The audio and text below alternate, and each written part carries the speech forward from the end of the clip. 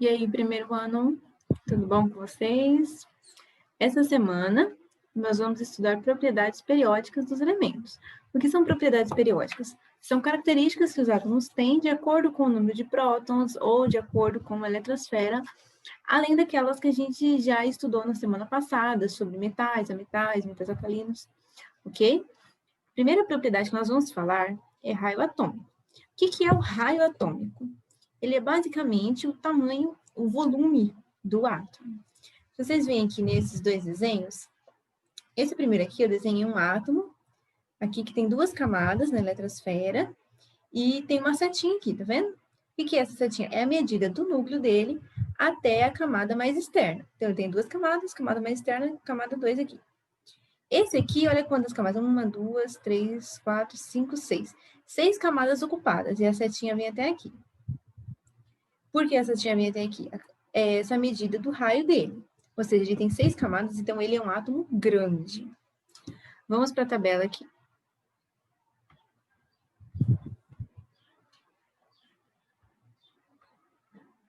Aqui estamos na nossa tabela. Nós já vimos na semana passada que o número de camadas ocupadas vai ser o número do período em que vai estar um átomo. Então, se ele está no período 1, é porque tem uma camada só, se ele está no período 2, tem 2 camadas, período 3, tem 3 camadas, período 4, 4 camadas, e assim por diante. E o que significa para a gente? Significa, falando de raio atômico, que quanto mais para baixo aqui, nos períodos, quanto mais para baixo aqui, maior é o raio, correto?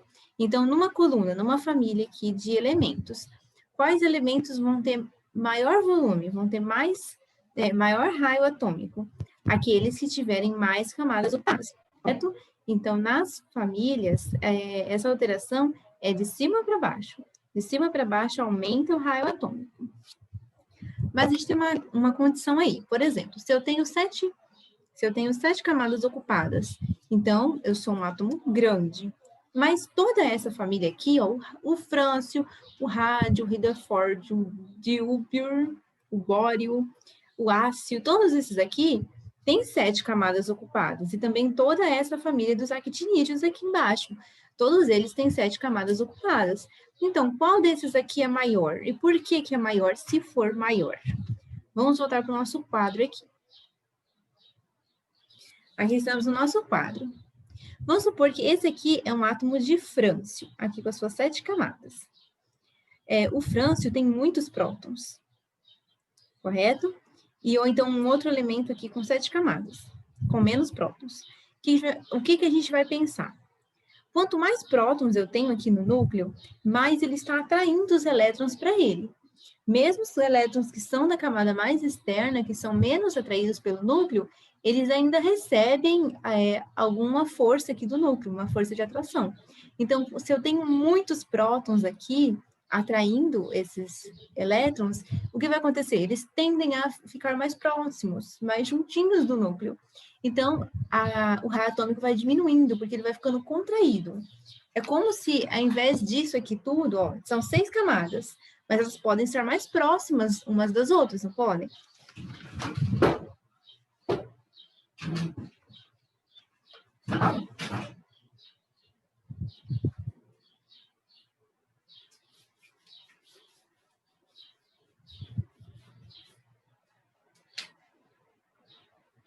Uma, duas, 3, 4, 5, 6, 7. Opa, só 6. 6 camadas. Aqui, ó.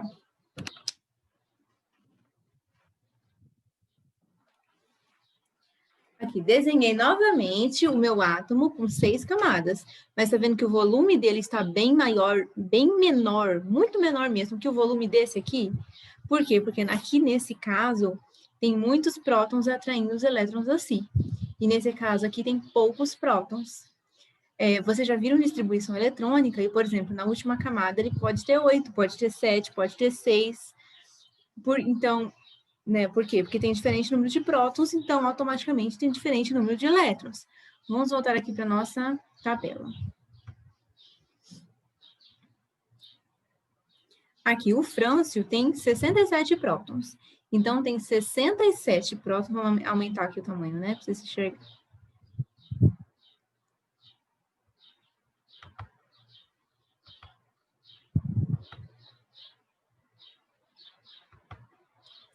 O frâncio aqui tem 87 prótons. 87, né, gente? Enxerguei errado aquela hora, estava tão pequenininho. Tem 87 prótons. Então, tem 87 prótons atraindo os elétrons para si, correto? O rádio já tem mais, ele tem 88 prótons. Ele ocupa 7 camadas, ó. Mas aqui na 7ª camada, esse aqui só tem 1, esse aqui tem 2. Correto? Ele já tem mais, mas também ocupa 7 camadas. O Rutherfordium, ele tem 104 prótons. O do núcleo, do bínio tem 105, cirbórdio 106, bório 107. Então, conforme eu vou aumentando aqui no período, conforme eu vou passando da esquerda para a direita, vai aumentando o número atômico, correto? Como toda a tabela. A tabela inteira é assim, da direita para a esquerda aumenta o número atômico. Então, conforme aumenta o número atômico, diminui o meu raio. Por quê? Porque o meu átomo está sendo contraído. Porque ele tem o mesmo número, mas está sendo contraído, está sendo puxado para si a eletrosfera. Então, o que acontece é que da direita para a esquerda, aumenta o meu raio atômico. Então, qual é o elemento que tem maior raio atômico? O frâncio. Por quê? Porque ele ocupa o máximo de camadas possíveis, as 7, mas dentre todos aqueles que ocupam 7 camadas, como ele é o que tem menos força de atração no núcleo para ficar puxando os elétrons. Então, esse aqui, o frâncio, vai ter o maior raio atômico de toda a tabela periódica. Correto?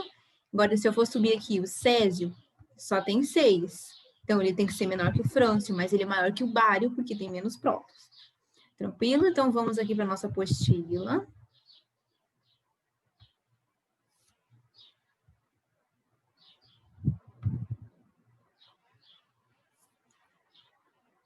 Aqui, esse é o sentido de aumento do raio. O raio aumenta da direita para a esquerda e de cima para baixo. Até aqui, bem tranquilinho. Agora, a gente vai para a energia de ionização. O que é energia de ionização? A gente já viu que, em aulas anteriores, quando a gente falou sobre íons, que os átomos têm capacidade de perder elétrons ou ganhar elétrons. O que é energia de ionização? É a capacidade, a quantidade de energia que eu preciso para fazer um átomo perder elétrons. Então, eu preciso ter energia para isso, né? Eles não perdem elétrons do nada, eles têm que ter energia para isso, eles têm que ser motivados com energia, para o elétron saltar. Mas o que acontece? Nem todos os elementos têm a mesma capacidade de perder elétrons. Então, quanto menor a capacidade dele de perder elétrons, maior a energia de ionização que eu tenho que ter.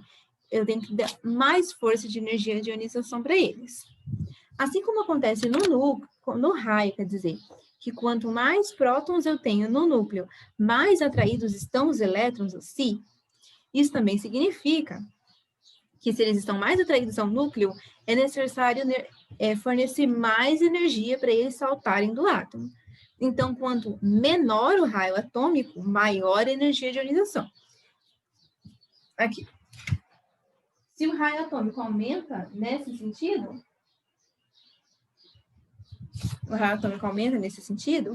então a energia de ionização diminui nesse sentido.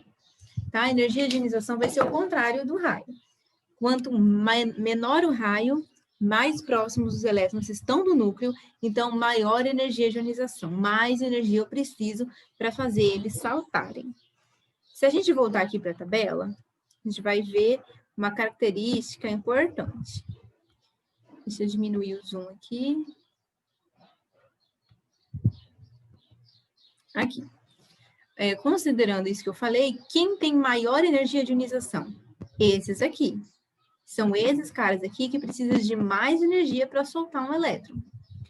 E por quê? Porque eles têm um raio atômico pequeno, porque eles têm muitos elétrons na última camada, porque eles têm mais prótons do que os outros da direita, igual o boro tem mais prótons que o berílio, o alumínio tem mais prótons que o magnésio, o galho tem bastante mais prótons do que o cálcio, e assim por diante.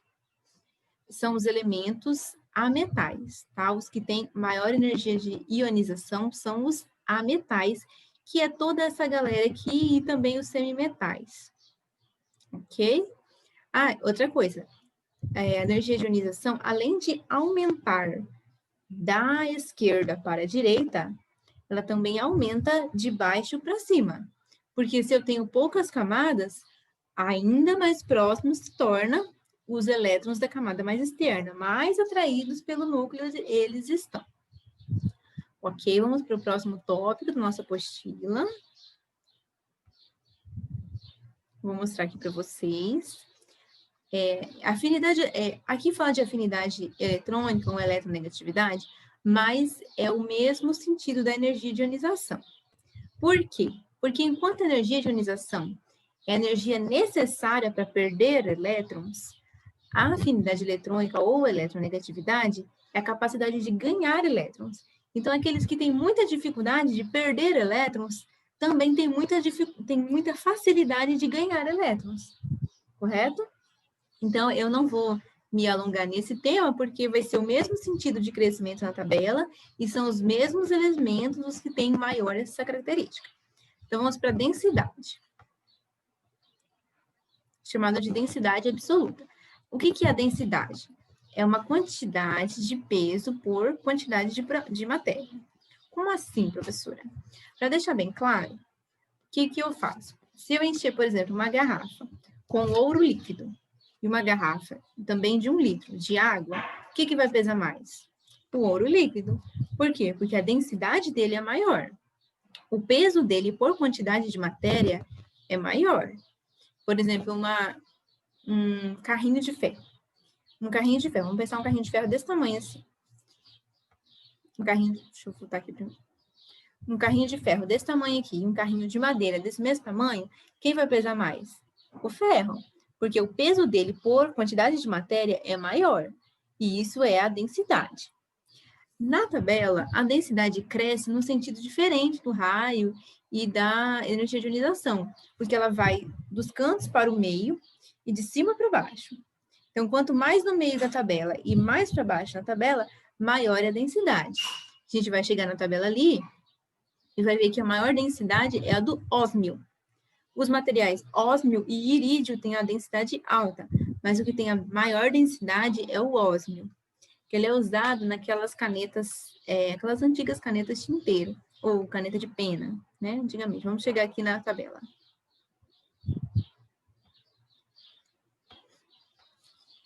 Olha, vindo para o centro aqui está o centro da tabela, ó, esses 3 elementos estão no centro. Dos 3, o centro, quem é centrão mesmo é o ósmio. E de cima para baixo. Então, o ósmio está aqui, ó, no 6º período. Por que a gente não considera o ácio, esse elemento aqui, como de maior densidade? Esse aqui é um elemento artificial que não se tem, ou não se tinha até pouco tempo atrás, informações sobre a densidade dele. Então, até hoje, o mais denso é o ósmio. Tá? Você pode ver que esse aqui está até em branco. Por quê? Porque ele é um elemento artificial. Então, o elemento mais denso é o ósmio. Então, a gente tem aqui que não existe uma regra tão clara, tão facinho de entender com relação ao sentido de crescimento da densidade, né? Quanto mais ao centro e quanto mais ao baixo. Então, o centro está aqui, nas famílias 8 e 9. No caso, o 8, a família 8, é que está com o elemento mais denso, que é o ósmio. Depois da densidade, nós temos ponto de fusão e ponto de ebulição. O que é ponto de fusão e ponto de ebulição? Fusão é a capacidade de derreter, deixar de estar sólido e estar líquido. Fusão. E ebulição é de estar líquido para virar vapor, virar um gás. E o sentido do crescimento de ponto de fusão e ebulição também é dos cantos para o centro e de cima para baixo. exceto as duas colunas primeiras ali, que é a dos alcalinos e alcalino-terrosos, que fogem a essa regra. Os demais todos é do canto para o centro e de cima para baixo. Vamos chegar aqui na tabela de novo.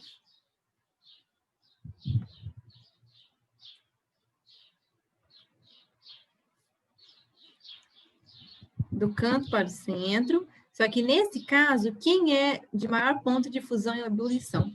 O tungstênio.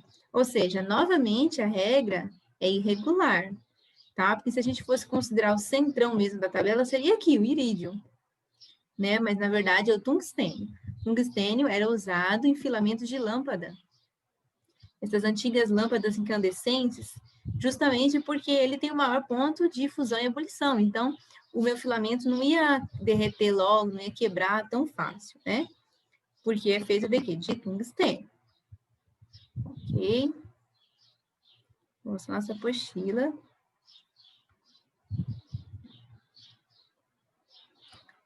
Aqui estaria aqui o tungstênio, perto aqui do ósmio também. Caráter metálico. O que eu preciso saber desse caráter metálico? Ele é justamente o oposto daquilo que a gente falou sobre eletronegatividade ou eletroafinidade. O que é eletroafinidade ou eletronegatividade? Recebimento de elétrons.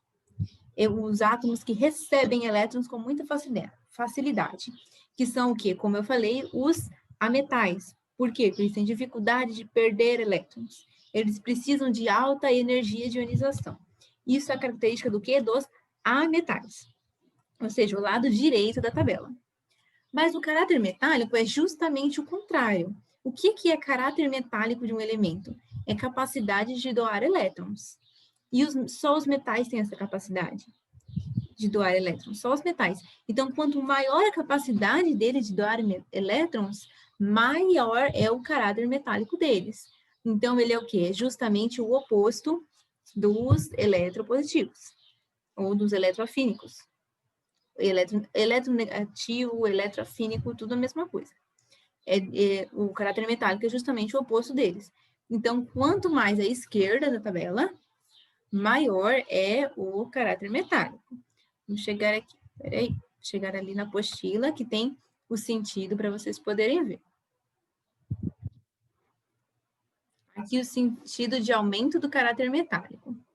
Quanto mais eu venho aqui para a esquerda, maior o caráter metálico. Aí eu chego aqui nos alcalinos, tem forte caráter metálico. Quem tem maior caráter metálico? Os alcalinos e os alcalinos terrosos. E quem tem mais prótons também. O que acontece? Quem tem mais prótons vai ter um raio atômico maior. Se eu tenho um raio atômico maior, isso faz com que eu tenha menor atração entre o núcleo e os meus elétrons mais externos. Então, o raio atômico aumenta no mesmo sentido do caráter metálico. Ok? Vamos subir ali no raio atômico para vocês confirmarem o que eu estou falando. Aqui, esse é o sentido do caráter metálico.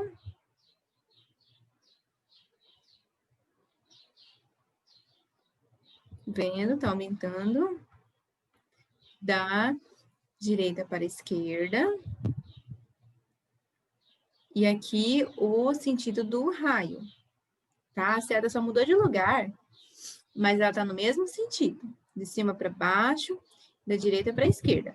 Quanto maior o raio atômico, maior o caráter metálico, correto?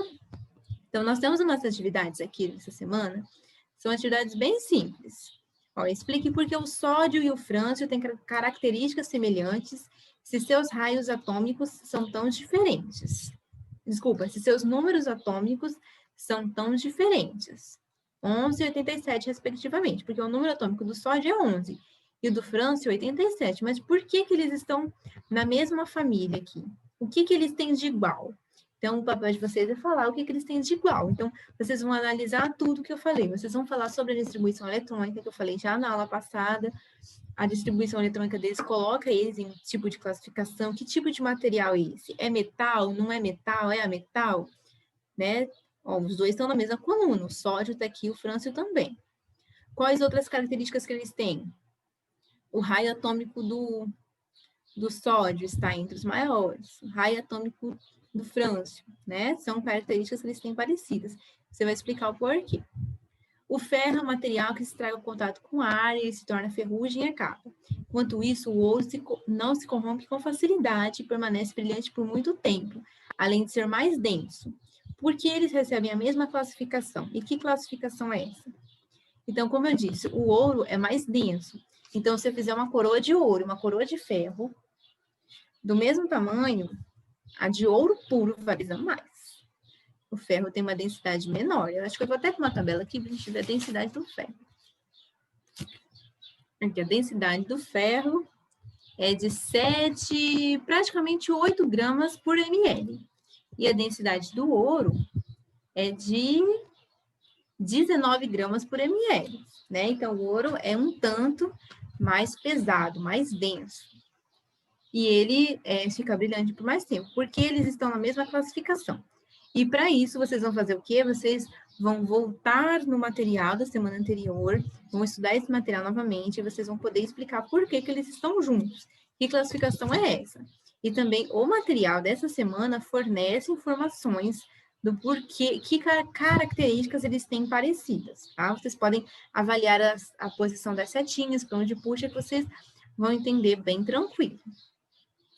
O carbono está presente no diamante, que é uma bela pedra preciosa, e o berílio está presente na esmeralda, que também é uma pedra preciosa, muito bonita e colorida. Mas eles não estão na mesma classificação. Por quê? Qual é a classificação de cada um na tabela? Para isso também vocês vão ter que olhar a aula anterior que eu falei sobre classificação periódica dos elementos e vocês vão entender por que eles não estão juntos. O ouro está por aqui, enquanto que o berílio está bem aqui. Por que o berílio está aqui e o ouro está aqui? Os dois não estão presentes em pedras preciosas, mas qual a diferença entre eles? Por que não estão juntos? Essa atividade da semana, qualquer coisa que vocês precisarem, tem questões aqui também, o maior de todos os átomos, colocar na ordem crescente, tudo. Qualquer dúvida que vocês tiverem também, vocês podem me perguntar pelo WhatsApp. E é isso aí, pessoal.